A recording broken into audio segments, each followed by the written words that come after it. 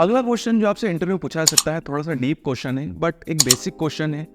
Question ये हो सकता है कि आईपीक्यू डिपार्टमेंट जो चेकलिस्ट बनाता है उसका इंपॉर्टेंस क्या है, जरा उसके बारे में बताइए। आईपीक्यू चेकलिस्ट क्या होती है? तो बेसिकली एक डॉक्यूमेंटेशन होता है। जब भी कोई आईपीक्यू डिपार्टमेंट जब प्रोडक्शन डिपार्टमेंट को प्रॉपर वे में विजिट करता है और जब वो प्रॉपर वे में चेक करता है तो उनको प्रॉपर वे में डॉक्यूमेंट मेंटेन करता है। इसका इंपॉर्टेंस क्या है, इसके बारे में बताइए। तो देखिए, इसका इंपॉर्टेंस ये है कि ये डॉक्यूमेंट जो चेकलिस्ट होती है ये अश्योर करती है कि आईपीक्यू डिपार्टमेंट जो है वो प्रॉपरली वर्क कर रहा है, उसका इंस्पेक्शन का जो वर्क है वो सही तरीके से चल रहा है, साथ ही साथ उनकी जो मॉनिटरिंग की प्रोसेस है वो प्रॉपर वे में हो रही है और वो प्रॉपर वे में डॉक्यूमेंटेड भी हो रहा है। अब इससे फ़ायदा क्या होता है? देखिए, इससे फ़ायदा ये होता है कि एक तो उस डॉक्यूमेंट को पढ़ के, क्योंकि देखिए जब कोई भी ऑडिटिंग टीम इंडस्ट्री के अंदर आएगी, खासकर प्रोडक्शन एरिया में, तो उसको यही डॉक्यूमेंट की रिक्वायरमेंट होगी। क्योंकि अगर किसी ऑडिटिंग टीम को ये पता करना है कि प्रोडक्शन डिपार्टमेंट में जो वर्किंग चल रही है वो सही तरीके से चल रही है कि नहीं चल रही है, सही तरीके का मतलब है कि वो लोग CGMP गाइडलाइन को फॉलो कर रहे हैं कि नहीं कर रहे हैं, तो उनको यही डॉक्यूमेंट चेक करेंगे कि प्रोडक्शन डिपार्टमेंट के अंदर कंसिस्टेंसी प्रॉपर मेंटेन है कि नहीं है, जो भी कंप्लायंस उनको बोले गए हैं SOP के अंदर वो फॉलो हो रहे हैं कि नहीं हो रहे हैं। साथ ही साथ जितने भी क्वालिटी से रिलेटेड जितने भी चेक होते हैं, चाहे वो कोई भी टेस्ट परफॉर्म किए जा रहे हों, वहाँ पर सैम्पलिंग हो रही हो, ये सही तरीके से सही प्रोटोकॉल को फॉलो करते हुए हो रहे हैं कि नहीं हो रहे हैं, ये सभी चीज़ें कहाँ से पता चलती है? उस प्रॉपर डॉक्यूमेंट को चेक करने पे पता चलती है, जो कि आईपीक्यूए डिपार्टमेंट के द्वारा मेंटेन किए जाते हैं, जिसे हम आईपीक्यूए चेकलिस्ट बोलते हैं। अगला क्वेश्चन आपसे पूछा सकता है, ये भी थोड़ा सा डीप क्वेश्चन है कि आईपीक्यूए डिपार्टमेंट GMP कंप्लायंस में क्या इफेक्ट डालता है, या GMP जब जो भी प्रोडक्ट, या ये भी सीधे साधे शब्दों में ये भी बोल सकते हैं कि क्या आईपीक्यूए डिपार्टमेंट प्रोडक्शन डिपार्टमेंट के अंदर GMP को मेंटेन करता है या CGMP को अफेक्ट करता है? इसके बारे में थोड़ा सा बताइए। तो इसका जवाब आपको ये देना है। तो ये बात तो सही है कि आईपीक्यूए डिपार्टमेंट की ही जवाबदारी होती है कि प्रोडक्शन डिपार्टमेंट के अंदर प्रॉपर वे में CGMP को फॉलो किया जाए, और अगर CGMP को फॉलो किया जाता है तभी जाकर जो प्रोडक्ट की क्वालिटी है, वो प्रोडक्ट की क्वालिटी जो होती है वो स्टेब्लिश स्टैंडर्ड के हिसाब से मेंटेन होती है। इन्हीं का काम होता है कि जितनी भी SOPs वहाँ पर दी गई है उनको फॉलो किया जा रहा है कि नहीं किया जा रहा है, जितने भी डॉक्यूमेंट्स प्रोडक्शन डिपार्टमेंट के अंदर बन रहे हैं वो प्रॉपर तरीके से बन रहे हैं कि नहीं बन रहे हैं। ऐसा तो नहीं है वहाँ पर कोई फर्जीवाड़ा हो रहा है। प्रॉपर वे का मतलब होता है प्रॉपर गाइडलाइन को फॉलो करते हुए और सही तरीके से। साथ ही साथ समय समय पर ये ऑडिट्स भी कंडक्ट करते हैं। ऑडिट्स का मतलब होता है समय समय पर जो प्रोडक्शन डिपार्टमेंट जो भी डॉक्यूमेंट डेवलप कर रहा है उनको ये कभी भी जाके चेक कर सकते हैं, मतलब इसे हम ऑडिट कहते हैं। साथ ही साथ इनका ये भी काम होता है कि ये इंस्पेक्ट करते हैं कि किसी भी तरीके का एरर तो जनरेट नहीं हो रहा है, किसी तरीके का डेविएशन तो वहाँ परफॉर्म नहीं किया जा रहा है, किसी तरीके का कंटामिनेशन तो प्रोडक्शन डिपार्टमेंट के अंदर नहीं हो रहा है। तो अगर सीधे साधे शब्दों में बोल रहे हैं तो आईपीक्यू डिपार्टमेंट की ही जवाबदारी है कि प्रोडक्शन डिपार्टमेंट के अंदर CGMP फॉलो की जाए। और यहीं तक नहीं, अगर कोई भी पर्सन प्रोडक्शन डिपार्टमेंट के अंदर सही तरीके से काम नहीं कर पा रहा है और वो देखते हैं कि ये पर्सन बार बार डेविएशन कर रहा है, तो उसको ट्रेनिंग दिलवाने का काम भी आईपीक्यू डिपार्टमेंट के पास होता है कि वो फिर प्रोडक्शन डिपार्टमेंट के हेड को इसकी रिपोर्ट देते हैं कि सर आपके यहाँ जितने भी लोग काम कर रहे हैं उसमें से इतने % लोग जो हैं उनको प्रॉपर ट्रेनिंग की ज़रूरत है, और अगर उनको ट्रेनिंग नहीं दी जाएगी तो फिर बार बार वो गलतियां करेंगे, तो प्लीज़ आप उनको ट्रेनिंग दिलवाइए। तो ये काम जो होगा वो प्रोडक्शन डिपार्टमेंट जो है वो QA से बोलता है, और QA के लोग जो होंगे, हो सकता है कि आईपीक्यू के लोग ही फिर प्रोडक्शन डिपार्टमेंट के लोगों को ट्रेनिंग दे CGMP के बारे में, उनको प्रॉपर गाइडलाइन बताएं कि आपको ये इस तरीके से काम करना है और उनको एक तरीके से रेगुलेट करें। अगला क्वेश्चन जो कि काफ़ी इंपॉर्टेंट क्वेश्चन है, और क्वेश्चन ये है कि आईपीक्यू डिपार्टमेंट प्रोडक्शन में होने वाले डेविएशन को कैसे कंट्रोल करता है। जो स्टूडेंट डेविएशन के बारे में नहीं जानते हैं, मैं थोड़ा आपको बता दूं कि जब प्रोडक्शन डिपार्टमेंट में जो भी लोग काम करते हैं, अगर उनसे कोई गलती हो जाती है जिससे कि प्रोडक्ट की क्वालिटी पे इफेक्ट आता है, तो इसको हम डेविएशन बोलते हैं। तो अगर इंसानों के द्वारा कोई गलती होती है तो उसको हम डेविएशन बोलते हैं, वहीं अगर मशीन के द्वारा कोई गलती होती है उसको हम इंसिडेंट बोलते हैं। समझ गए मेरी बात को? तो डेविएशन अगर होता है तो आईपीक्यू डिपार्टमेंट का क्या रोल होता है? तो यहाँ पर मैं एक चीज़ बता दूँ कि अगर प्रोडक्शन डिपार्टमेंट में किसी भी पर्सन से कोई डेविएशन हो जाता है तो पूरा का पूरा डॉक्यूमेंटेशन का काम, उसका इन्वेस्टिगेशन का काम, साथ ही साथ उसको आइडेंटिफाई करने का काम भी आईपीक्यूए टीम के पास ही होता है। कहने का मतलब ये है कि पूरा का पूरा डॉक्यूमेंट डेविएशन का कौन संभालता है? आईपीक्यूए टीम ही संभालती है। तो आप अगर प्रोडक्शन डिपार्टमेंट में काम कर रहे हैं और अगर आपसे कोई डेविएशन हो जाएगा तो आपको आईपीक्यूए टीम को ही रिपोर्ट करना है कि सर मुझसे ये डेविएशन हो गया है, तो वही आपसे प्रॉपर वे में डॉक्यूमेंट को भरवाएंगे, फिल करवाएंगे, आपको उन्हीं को ही वो डॉक्यूमेंट फिल करने के बाद सबमिट करना होगा। साथ ही साथ जब एक बार डेविएशन हो गया, प्रॉपर डॉक्यूमेंटेशन हो गया, तो अब आईपीक्यूए टीम का ये रोल होता है कि वो फिर उस डेविएशन को चेक करती है कि इस डेविएशन की रूट कॉज क्या है, किसकी वजह से ये डेविएशन हुआ। अगर एक बार डेविएशन हो गया, डॉक्यूमेंटेशन हो गया, बट बार बार ये देखा जा रहा है कि बार बार ये गलती हो रही है और बार बार हमारा प्रोडक्ट जो है या हमारी ड्रग जो है वो क्यूसी के अंदर फेल हो जाती है, या ड्रग का जो क्वालिटी है वो इस्टेब्लिश स्टैंडर्ड तक नहीं पहुंच पा रही है, तो कहीं ना कुछ प्रॉब्लम है। हो सकता है वो फॉर्मुलेशन के अंदर कोई प्रॉब्लम हो, इंस्ट्रूमेंट के अंदर कोई डिफेक्ट हो, या किसी ना किसी फॉर्मुलेशन के किसी कंपोनेंट के अंदर कोई दिक्कत आ रही हो, या हो सकता है कि ट्रेनिंग के अंदर कोई प्रॉब्लम हो, जो मेथड यूज़ की जा रही है उसके अंदर कोई प्रॉब्लम हो, मेथड की कोई ऐसी फेज हो उसके अंदर प्रॉब्लम हो। उस रूट कोज को पहचानने का काम, उसकी मतलब उसका पता लगाने का काम कौन करेगा? आईपीक्यूए की टीम करेगी। जब आईपीक्यूए की टीम जो है वो उस रूट कोज को पता लगा लेगी तो फिर वो इसको क्यूए को बताएगी, साथ ही साथ प्रोडक्शन डिपार्टमेंट को भी ये चीज़ बताएगी और साथ ही साथ R&D को भी ये चीज़ बताएगी कि ये एक रूट कोज है और इसको हमको चेंज करना होगा। अगर आप उसको चेंज करते हैं तो इस प्रोसेस को बोला जाता है corrective and preventive action, short में इसको बोला जाता है कापा। तो ये करेक्टिव एंड प्रिवेंटिव एक्शन लेने का काम जो होता है वो आईपीक्यूए टीम का होता है। आईपीक्यूए टीम प्रॉपर वे में डॉक्यूमेंट करती है, वो बताती है कि हमने ये जो एक कापा लिया है, करेक्टिव एंड प्रिवेंटिव एक्शन, उसका रीज़न क्या है और इससे बाद में हमको क्या फ़ायदा होगा, इसके नुकसान क्या थे। और जब हमने इसको लिया, कापा को लिया, मतलब ये जब हमने चेंजेस किए, जो रूट कोज को आइडेंटिफाई करने के बाद हमको जो लग रहा था कि ये चेंज करना चाहिए वो चेंज हमने करे, मतलब चेंज करने को ही बोला जाता है कापा। आपने कोई चीज़ चेंज करी है, इसको भी बोला जाएगा करेक्टिव एंड प्रिवेंटिव एक्शन। तो आईपीक्यूए टीम ही इसको प्रॉपर वे में डॉक्यूमेंट करेगी और ये बताएगी कि पहले हम ये प्रोसेस फॉलो कर रहे थे जिसकी वजह से हमको ये नुकसान हो रहा था, अब हमने ये चेंजेस किए हैं, ये कापा लिया है और इसको हमको ये फ़ायदा होगा। ये सारी चीज़ें हमको डॉक्यूमेंट करनी होती है और क्यूए को सबमिट करनी होती है, और ये पूरा का पूरा काम जो होता है वो आईपीक्यूए की टीम करती है। अगला क्वेश्चन आपसे पूछा सकता है, ये थोड़ा सा डीप क्वेश्चन है बट इसके बारे में आपको पता होना चाहिए कि आईपीक्यूए डिपार्टमेंट को कौन से की एलिमेंट इफेक्ट करते हैं या उनके वर्किंग को कौन से ऐसे पैरामीटर से जो इफेक्ट करते हैं। और बहुत ही इंपॉर्टेंट पॉइंट से इसको सुनिएगा आईपीक्यूए के लोगों को या उनकी वर्किंग। सबसे पहले एसओपी, स्टैंडर्ड ऑपरेटिंग प्रोसीजर। जी हाँ, आईपीक्यूए में जो भी लोग काम करते हैं उनको भी एसओपी दी जाती है कि आपको इस प्रोटोकॉल को फॉलो करना है, इस तरीके से प्रोडक्शन डिपार्टमेंट में इंस्पेक्शन करना है, इस तरीके से आपको डॉक्यूमेंट बनाने हैं, इस तरीके से चेकिंग करनी है। प्रॉपर एसओपी को फॉलो करते हुए ही उनको ये सारी चीज़ें करनी होती है। ऐसा नहीं कि वो अपने मन के मालिक होते हैं, कभी ये कर लिया कभी वो कर लिया, ऐसा नहीं।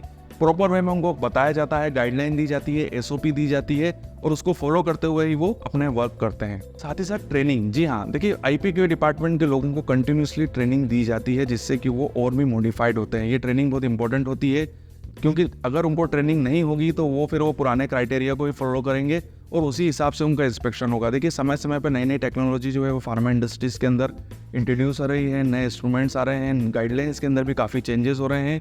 जैसे सीजीएमपी गाइडलाइंस के अंदर काफ़ी चेंजेस होते हैं, तो जैसे ही गाइडलाइंस के अंदर चेंजेस होते हैं तो उसकी ट्रेनिंग हमको आईपीक्यूए डिपार्टमेंट के लोगों को देनी होती है और साथ ही साथ प्रोडक्शन डिपार्टमेंट के भी, और ये हमारी जीएमपी रिक्वायरमेंट के लिए काफ़ी इंपॉर्टेंट है। नेक्स्ट होता है डॉक्यूमेंटेशन। जी हाँ, डॉक्यूमेंट्स को कैसे चेक करना है, उनको कैसे प्रिपेयर करना है, चाहे वो डेविएशन के हो, कापा के हो, या आपने कोई भी ड्रग की टेस्टिंग करी है या किसी भी ड्रग से रिलेटेड डॉक्यूमेंट्स होते हैं वो प्रॉपर वे में आईपीक्यूए डिपार्टमेंट के लोग ही मेंटेन करते हैं, तो उसकी प्रॉपर वे में उनको ट्रेनिंग होनी चाहिए।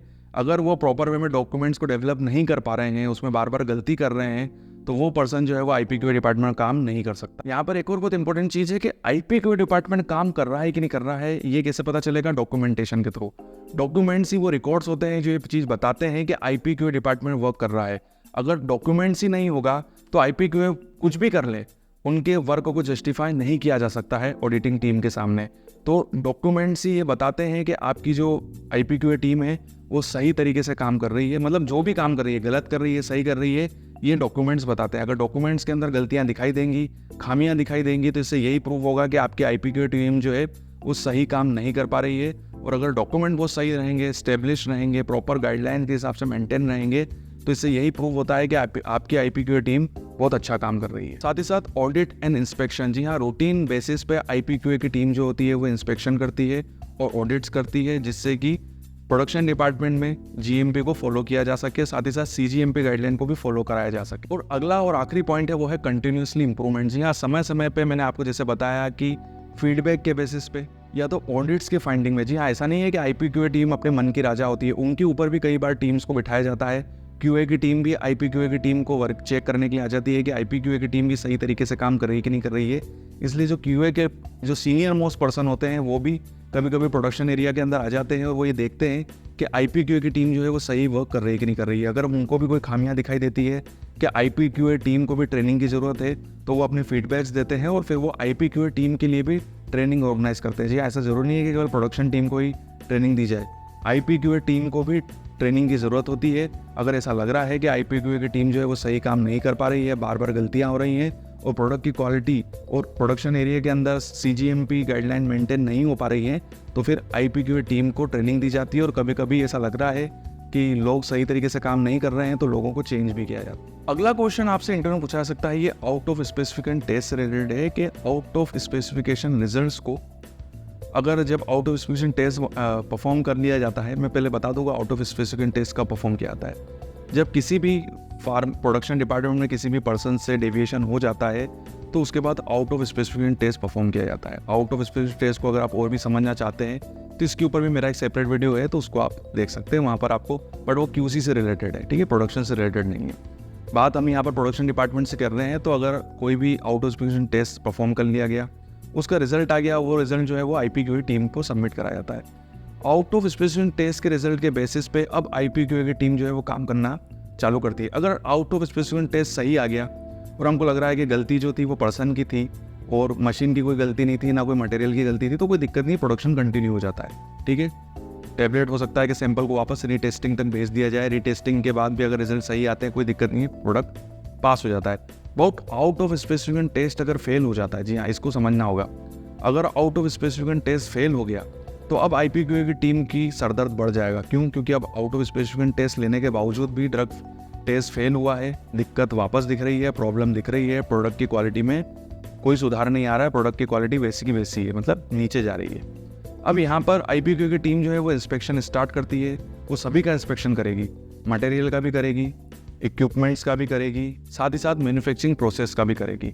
इन तीनों प्रोसेस को इंस्पेक्ट करने के बाद उनको कहीं पे भी ऐसा लगता है कि यहाँ पर गलती दिखाई दे रही है और वो गलती पकड़ लेते हैं। एग्जाम्पल ये मान लीजिए कि उन्होंने पकड़ लिया कि मैन्युफैक्चरिंग प्रोसेस के अंदर कोई प्रॉब्लम है, R&D ने, हो सकता है कि R&D डिपार्टमेंट ने जब मेथड को डेवलप किया था तो उन्होंने अपनी लेबोरेटरी के अंदर डेवलप किया था, तो वो तो एक छोटे से प्रोडक्ट बनाते हैं, मतलब बहुत कम क्वांटिटी में प्रोडक्ट बनता है, बट जब वो मेथड एक प्रोडक्शन डिपार्टमेंट के अंदर फॉलो की जाती है तो वहाँ पर हम काफ़ी ज़्यादा टन्स में प्रोडक्ट को मैन्युफैक्चर करते हैं, तो हो सकता है कि मैन्युफैक्चरिंग प्रोसेस के अंदर कोई दिक्कत आ जाए। तो अब हमको कुछ चेंजेस करने हैं, तो उसको हम क्या बोलते हैं, कापाक बोलते हैं, करेक्टिव एंड प्रिवेंटिव एक्शन। तो ये सभी चीज़ें मतलब कि वो प्रॉपर डॉक्यूमेंट जो है वो IPQA टीम बनाएगी, और मैंने जैसे आपको बताया था कि वो पूरा उस डॉक्यूमेंट के अंदर ये सारी चीज़ें मेंशन करेगी कि डेविएशन हुआ था, हमने OOS लिया, आउट ऑफ स्पेसिफिकेशन टेस्ट करवाया, उसके बावजूद हमको ये गलती दिखाई दे रही है, तो हमने फिर प्रॉपर इन्वेस्टिगेट में हमको ये प्रॉब्लम दिखाई दी मैन्युफैक्चरिंग प्रोसेस में, और इसको फिर हमने करेक्टिव प्रिवेंटिव एक्शन लिया और हमने ये चेंजेस किए। साथ ही साथ वो करेक्टिव प्रिवेंटिव एक्शन लेने के बाद सैंपल को वापस QC में भेजते हैं, रीचेक करवाते हैं, और यहाँ पर अगर रिजल्ट सही आते हैं तो करेक्टिव प्रिवेंटिव एक्शन सही है। साथ ही साथ अगर उस बीच अगर आपने करेक्टिव प्रिवेंटिव एक्शन ले लिया, उसके बावजूद भी QC में जब ड्रग फेल हो जाती है, ड्रग में किसी न तरह की इम्प्योरिटी दिखाई दे रही है, क्वालिटी सही नहीं आ रही है, तो हो सकता है कि उस पूरी की पूरी बैच को आपको रिजेक्ट भी करना पड़े, फिकवाना पड़े। ये निर्णय भी IPQA डिपार्टमेंट लेता है। तो अपने आप पे IPQA डिपार्टमेंट, अगर आप ये सोच रहे हैं कि आप बहुत अच्छा डिपार्टमेंट है, केवल इसमें तो हमको प्रोडक्शन डिपार्टमेंट वालों के ऊपर नज़र रखनी है, तो ऐसा नहीं है। बहुत बड़ी जवाबदारी और जिम्मेदारियों का काम होता है IPQA डिपार्टमेंट का। इस वीडियो के थ्रू आपको ये भी समझ में आ रहा होगा, और ये चीज़ आपको पहले से पता होनी चाहिए, तो इंटरव्यू में जब आपसे इससे रिलेटेड क्वेश्चन पूछे जाएंगे तो ये जवाब आपको देने हैं। नेक्स्ट आपसे क्वेश्चन पूछा जा सकता है IPQA डिपार्टमेंट और FPQA डिपार्टमेंट। FPQA डिपार्टमेंट का फुल फॉर्म होता है finish product quality assurance department. इनका काम क्या होता है, थोड़ा इसका डिफरेंस बता दीजिए। तो आपको बताना है कि IPQA डिपार्टमेंट का वर्क ये होता है कि जब टेबलेट या किसी भी ड्रग का मैन्युफैक्चरिंग की प्रोसेस चलती है, तो उस प्रोसेस के बीच में वो ये इंश्योर करते हैं कि प्रोडक्ट की जो क्वालिटी है वो स्टैंडर्ड क्राइटेरिया के हिसाब से मेंटेन रहे।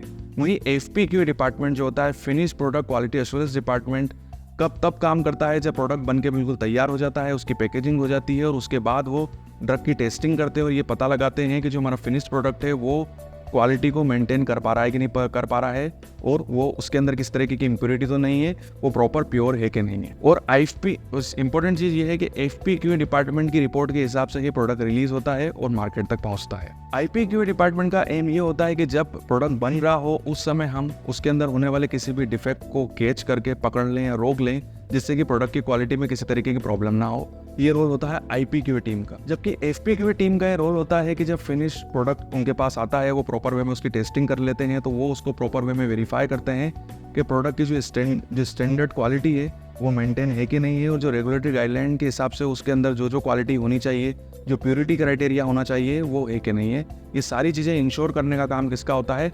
FPQA टीम का होता है। तो यहीं पे हम ये वीडियो कंप्लीट करते हैं। अगर सीधे साधे शब्दों में बोला जाए तो IPQA का बेसिक काम ये होता है कि उसका काम ये होता है कि जब प्रोडक्ट का मैन्युफैक्चरिंग होती है, उसका प्रोडक्शन होता है, तो वो इंश्योर करते हैं कि प्रोडक्ट की जो क्वालिटी है वो स्टैंडर्ड क्राइटेरिया को मैच करे। साथ ही साथ वो पेशेंट की सेफ्टी को भी इंश्योर करते हैं और रेगुलेटरी रिक्वायरमेंट के हिसाब से कंप्लायंस भी लेते हैं।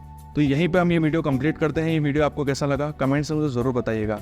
अगर IPQA से रिलेटेड अगर कोई क्वेश्चन रह गया है और आपको लगता है कि सर आपको ये भी वीडियो के अंदर शामिल करना था, तो वो क्वेश्चन आप नीचे कमेंट बॉक्स में मेंशन कर सकते हैं। आगे आने वाले समय में मैं उसके लिए भी एक सेपरेट वीडियो बना दूंगा, और कोई डाउट है तो वो भी आप कमेंट बॉक्स में मेंशन कर सकते हैं। वीडियो देखने के लिए थैंक यू वेरी मच। आपके उज्जवल भविष्य की कामना करता हूँ और यूं ही बने रहिए मेरे साथ।